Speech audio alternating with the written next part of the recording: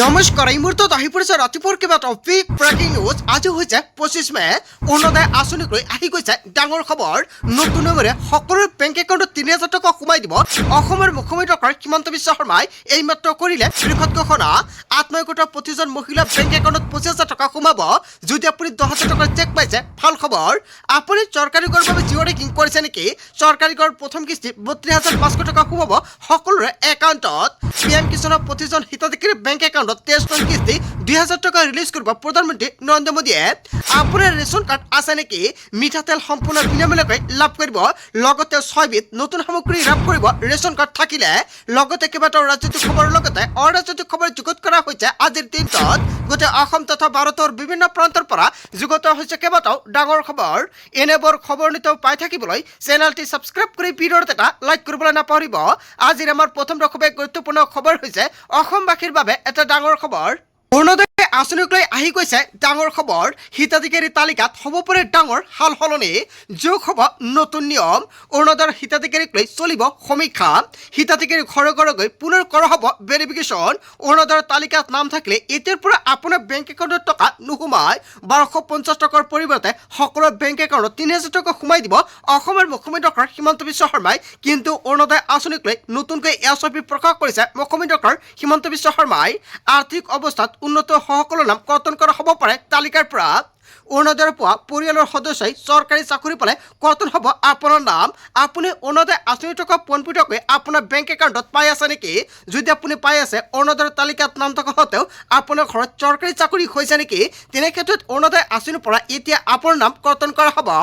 বাদ পৰা দৰিদ্ৰ, বিধৱা আৰু অবিবাহিতা মহিলা আৰু দিব্যাংগক নতুনকৈ কৰা হ'ব অন্তৰ্ভুক্ত। ঘৰে ঘৰে গৈ চৰকাৰৰ ফালৰ পৰা কৰ্মচাৰীয়ে গৈ কৰিব ভেৰিফিকেশ্যন। যদি আপুনি যোগ্য হিতাধিকাৰী তেনে ক্ষেত্ৰত আপোনাৰ নাম এতিয়াৰ পৰা অন্তৰ্ভুক্ত কৰিব আৰু যিসকল অযোগ্য হিতাধিকাৰী আছে সেইসকল হিতাধিকাৰীৰ নাম তালিকাৰ পৰা কৰ্তন কৰিব। অৰুণোদয়ৰ হিতাধিকাৰীৰ বেংক একাউণ্টৰ সৈতে আধাৰ কাৰ্ড লিংক কৰা বাধ্যতামূলক। আপোনাৰ বেংক একাউণ্টত অৰুণোদয় আঁচনিৰ টকা পাই আছে নেকি? যদি আপুনি এতিয়ালৈকে বেংক একাউণ্টৰ লগত আধাৰ কাৰ্ড লিংক কৰাই অতি শীঘ্ৰে কৰাই লৈ লওক, অন্যথা আপোনাৰ বেংক একাউণ্টত অৰুণোদয় আঁচনিৰ টকা নোসোমায়। অৰুণোদয় আঁচনিৰ তালিকাত নাম থাকিলে আপোনাৰ বেংক একাউণ্টত কিমান তাৰিখত অৰুণোদয় আঁচনিৰ টকা প্ৰদান কৰিব। নতুনকৈ ভেৰিফিকেশ্যন হোৱাৰ পিছতহে সকলোৰে একাউণ্টত অৰুণোদয় আঁচনিৰ টকা সোমাব। তালিকাত আপোনাৰ নাম অন্তৰ্ভুক্ত হৈ আছেনে? ১২৫০ টকা নহয়, সকলো একাউণ্টত ৩,০০০ টকা সোমাব। কিন্তু কেতিয়া এই টকা সোমাব এতিয়ালৈকে ডেট ঘোষণা কৰা নাই। যেতিয়া ঘোষণা কৰিব নিশ্চয় সম্পূৰ্ণকৈ জনাই দিম। আজিৰ ভিডিঅ' যিমান পাৰে সকলোৱে শ্বেয়াৰ কৰি দিব। তাৰপিছত অসমবাসীৰ ৰাজক জনসমৰ পৰৱৰ্তী খুবেই গুৰুত্বপূৰ্ণ খবৰ, লগতে এটা ডাঙৰ খবৰ। ৰাজ্যৰ লাখ লাখ পৰিয়াললৈ ডাঙৰ খবৰ আহি পৰিছে। চৰকাৰৰ পৰা লাভ কৰিব ৪টা বৃহৎ সুবিধা। আপোনাৰ ৰেচন কাৰ্ড আছে নেকি? তেনে ক্ষেত্ৰত আপোনাৰ বাবে ভাল খবৰ। জনতাই কেইবাটাও বৃহৎ সুবিধা লাভ কৰিব। অসমৰ মুখ্যমন্ত্ৰী ডক্টৰ হিমন্ত বিশ্ব শৰ্মাই নিৰ্বাচনৰ সময়ত ৩১টাকৈ প্ৰতিশ্ৰুতি দিছিলে। ইয়াৰে ৪টা এতিয়াৰ পৰা পূৰণ কৰিব। এই ৪টা সুবিধা আপোনাৰ ঘৰত আছেনে? যদি নাই তেন্তে আপোনাৰ বাবে ভাল খবৰ। কেনেকৈ কৰিব আপুনি এই আঁচনিৰ বাবে আবেদন? চৰকাৰী প্ৰশিক্ষণৰ পৰা মহিলা সবলীকৰণলৈ ডাঙৰ ঘোষণা কৰিছে অসমৰ মুখ্যমন্ত্ৰী ডক্টৰ হিমন্ত বিশ্ব শৰ্মাই। ৰাজ্যৰ লাখ লাখ দৰিদ্ৰ পৰিয়ালৰ বাবে আহি গৈছে ভাল খবৰ। নতুনকৈ ১৫ লাখ লোকে লাভ কৰিব চৰকাৰী ঘৰ। আপুনি এতিয়ালৈকে চৰকাৰী ঘৰ পোৱা নাই নেকি? আপুনি বাৰে বাৰে আবেদন কৰি থকা সত্ত্বেও যদি আপোনাৰ তালিকাত নাম অহা নাই, তেনে ক্ষেত্ৰত এতিয়া আপোনাৰ বাবে সোণালী সুযোগ আহি পৰিছে। মহিলা উদ্যমিতা আঁচনি অৰুণোদয় আঁচনিৰ ধনক লৈও ডাঙৰ খবৰ আহি পৰিছে। অসমৰ মুখ্যমন্ত্ৰী ডক্টৰ হিমন্ত বিশ্ব শৰ্মাই কৰিলে বৃহৎ ঘোষণা। যদি আপুনি চৰকাৰী ঘৰৰ বাবে জিঅ' ৰেকিং কৰিছে, চৰকাৰী ঘৰৰ প্ৰথম কিস্তি টকা ৰিলিজ কৰা হ'ব আপোনালোকৰ বেংক একাউণ্টত। যিসকলে এতিয়ালৈকে চৰকাৰী ঘৰৰ বাবে আবেদন কৰিব পৰা নাই, নতুনকৈ কৰিব পাৰিব আবেদন। মহিলা উদ্যমিতা আঁচনিক লৈ ভাল খবৰ আহি পৰিছে। আত্মসহায়ক প্ৰতিজন মহিলা বেংক একাউণ্টত ২৫,০০০ টকা সোমাব। যদি আপুনি ১০,০০০ টকাৰ চেক পাইছে, অতি শীঘ্ৰে ২৫,০০০ টকা সোমাই দিব মুখ্যমন্ত্ৰী ডক্টৰ হিমন্ত বিশ্ব শৰ্মাই।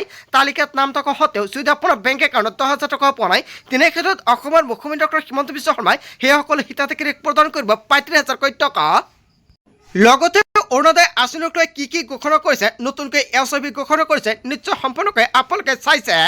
ৰেচন কাৰ্ডৰ হিতাধিকাৰীসকলে পাব নতুন সুবিধা। আপোনাৰ ৰেচন কাৰ্ড আছে নেকি? তেনে ক্ষেত্ৰত আপুনি চেনি দালি নিমখ লগতে লাভ কৰিব মিঠাতেল আৰু আধা কেজি চাহপাতো লাভ কৰিব। ৰেচন কাৰ্ড থাকিলে এইকেইবিধ সামগ্ৰী সম্পূৰ্ণ বিনামূলীয়াকৈ লাভ কৰিব। আগতে কিন্তু 100 টকা দিব লাগিছিল, এতিয়াৰ পৰা আপুনি 1 টকা দিব নালাগে। নতুন নিয়মেৰে আপুনি সংগ্ৰহ কৰিব ৰেচন। যদি আপোনাৰ ৰেচন কাৰ্ড আছে, ভাল খবৰ। ৰাজ্যৰ লাখ লাখ পৰিয়াললৈ ডাঙৰ খবৰ দিছে অসমৰ মুখ্যমন্ত্ৰী ডক্টৰ হিমন্ত বিশ্ব শৰ্মাই। আজিৰ ভিতৰত যিমান পাৰে সকলোৱে শ্বেয়াৰ কৰি দিয়ক। তাৰপিছত অসমবাসী ৰাজক জনাইছে আমাৰ পৰৱৰ্তী খুবেই গুৰুত্বপূৰ্ণ খবৰ। লগতে এটা ডাঙৰ খবৰ, চৰকাৰী বিষয়া কৰ্মচাৰীয়ে পদ বা এৰক কেইবাটাও পৃষ্ঠত ঘোষণা কৰিছে। সাধাৰণ জনতাক হাৰাশাস্তি কৰিলে বিষয়া কৰ্মচাৰীৰ বিপদ নিশ্চিত। আৰক্ষী বিষয়া কনষ্টেবল কোনেও হাৰি যাব নোৱাৰিব এতিয়াৰ পৰা। বন বিভাগত হওক বা চাৰ্কেল অফিচতে হওক, বেয়া কাম দেখিলে লগে লগে কৰা হ'ব গ্ৰেপ্তাৰ। কোনেও জনতাৰ পৰা ঘোচ লোৱাৰ কথা ভুলতেও নাভাবিব। কাম নকৰি জনতাক হাৰাশাস্তি কৰিলে মই সুতাৰে নিদিম বুলি মন্তব্য কৰিছে। চিধা অসম বিধানসভাৰ কাঠগড়ালৈ থিয় কৰা। বিশেষ অধিকাৰ আইন ভংগৰ অপৰাধত দোষী সাব্যস্ত কৰা হ'ব। বেয়া কাম কৰিলে বিধানসভাৰ কাঠগড়ালৈ টানি নিয়া হ'ব বিষয়া কৰ্মচাৰীক। পিছত মোৰ পৰা কোনেও বচাব নোৱাৰে। মাটি বাৰী কাম কাজক লৈ সাধাৰণ জনতাক হাৰাশাস্তি কৰিলেই বিপদ হ'ব। যদিহে বদ অভ্যাস এৰিব নোৱাৰে তেন্তে থানাই এৰক।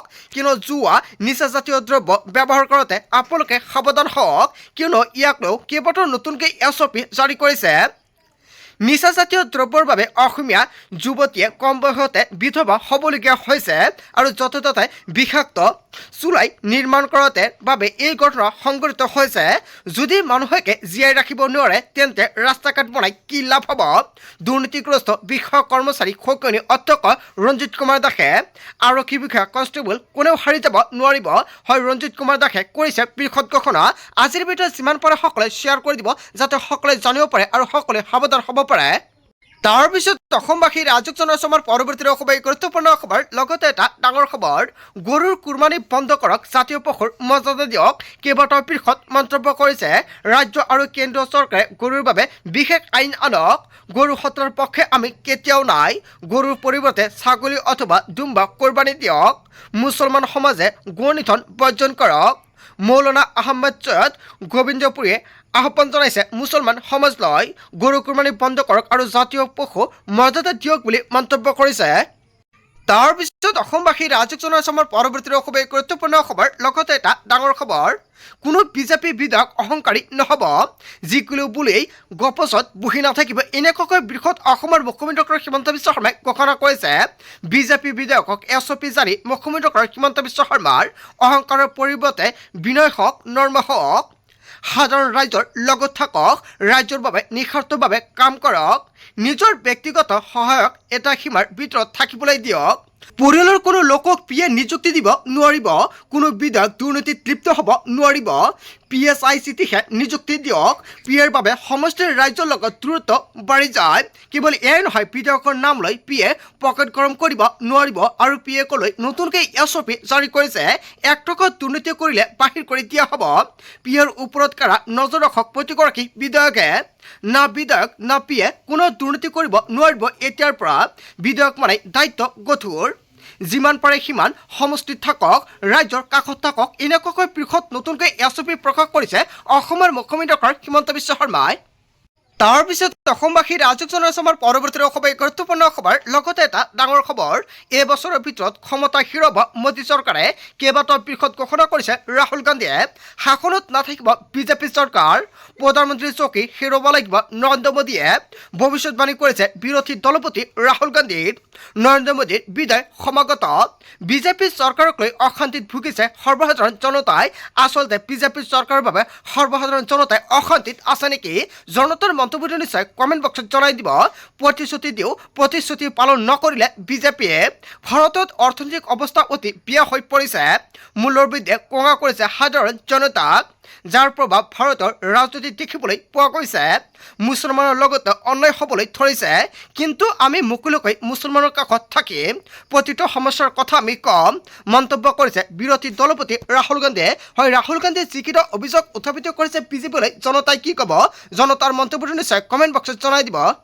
তাৰপিছত অসমবাসী ৰাজক জনাইছে আমাৰ পৰৱৰ্তী খুবেই গুৰুত্বপূৰ্ণ খবৰ লগতে এটা ডাঙৰ খবৰ অৰুণোদয় আঁচনিৰ পৰা কৰ্তন হ'ব পৰিয়ালৰ নাম সুৰাপান কৰা লোকৰ পৰিয়ালে হেৰুব লাগিব অৰুণোদয় আঁচনি কৰ্তব্যৰ সময়ত বিষয়া কৰ্মচাৰী সুৰা সেৱন কৰিব নোৱাৰিব চাকৰিৰ পৰা নিলম্বিত হ'ব বিষয়া আৰু কৰ্মচাৰী নিয়ম উলংঘ কৰিলেই সলনি হ'ব চাকৰিৰ স্থান মদ খাই চাকৰি হেৰুব লাগিব গাঁওবুঢ়াসকলে যদি গাঁওবুঢ়াসকলে মদ খায় তেনে ক্ষেত্ৰত এতিয়াৰ পৰা চাকৰি এৰিব লাগিব ডাঙৰ ঘোষণা কৰিছে বিজেপিৰ বিধায়ক বিশ্বজিৎ ফুকনে নিচাযুক্ত সৰু পথাৰ নিৰ্মাণৰ হাতত কঠোৰ বিশ্বজিৎ ফুকনে অবৈধ সুৰা আৰু ড্ৰাগছৰ পৰা মুক্ত হ'ব সৰুপথাৰ সমষ্টিত নিষিদ্ধ সামগ্ৰীক লৈ নতুনকৈ এছঅপি প্ৰকাশ কৰিছে তাৰপিছত অসমবাসী ৰাজক জনাইছে আমাৰ পৰৱৰ্তী খুবেই গুৰুত্বপূৰ্ণ খবৰ লগতে এটা ডাঙৰ খবৰ বেদখলকাৰীক গুলীয়াই নিহত কৰা আৰক্ষীলৈ বিপদ নিশ্চিত কিয়নো কচুতলিত আৰক্ষীৰ গুলীত নিহত হৈছে দুই বেদখলকাৰীক গুলীয়া আৰক্ষীলৈ মানৱ অধিকাৰ আয়োগৰ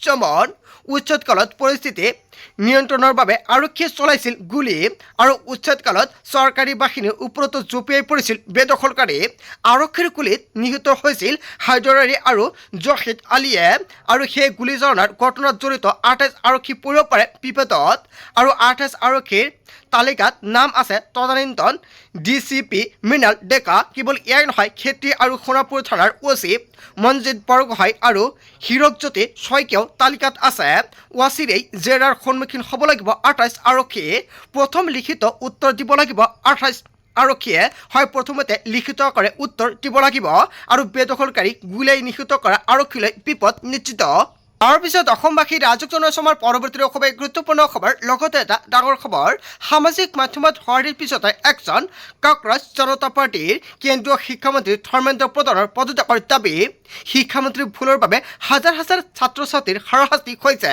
আৰু নিটৰ পৰীক্ষাত ব্যাপক খেলিমেলিৰ বাবে দোষী শিক্ষামন্ত্ৰী নিটৰ খেলিমেলিৰ বাবে তিনি পৰীক্ষাৰ্থীয়ে ইতিমধ্যে জীৱন শেষ কৰিছে শিক্ষামন্ত্ৰী ধৰ্মেন্দ্ৰ প্ৰধানে পদত্যাগ কৰিব লাগিব বুলি মন্তব্য কৰিছে সামাজিক মাধ্যমত সঁহাৰিৰ পিছতে একজন কক্ৰজ জনতা পাৰ্টি বন্ধু বান্ধৱীসকল আজিৰ মূল ভিডিঅ'খনত আপোনালোকক এইখিনি সৰু কেইটামান ইনফৰমেশ্যন দিবলগীয়া আছিলে ভিডিঅ'টি ভাল লাগিলে লাইক কমেণ্ট শ্বেয়াৰ কৰক চ' থেংক ইউ ফৰ ৱাচিং ফুল ভিডিঅ'